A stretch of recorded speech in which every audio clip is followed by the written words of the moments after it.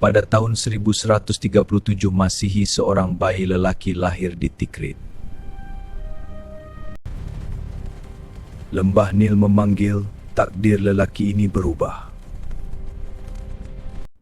Bukan sekadar pahlawan, kini beliau memimpin Mesir.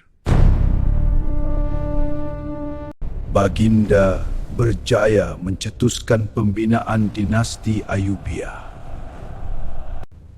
Kejayaan di Lembah Hatin merebahkan keegoan tentera salib. Al-Aqsa kembali dibebaskan tanpa sebarang dendam atau penindasan. Kedatangan Richard the Lionheart, 1191 M. Dua pemimpin bertembung, dua kepercayaan demi satu tujuan, Al-Quds.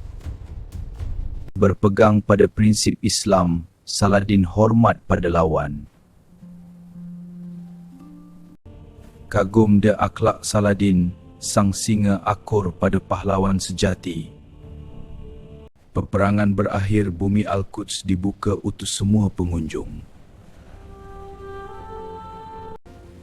Richard the Lionheart pulang dengan mengagumi kepribadian Sultan Saladin.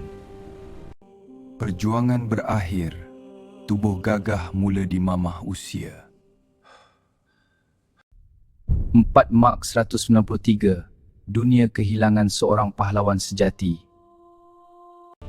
Salahuddin Al-Ayyubi, nama yang kekal abadi dalam lipatan sejarah. Namanya harum di timur dan di barat.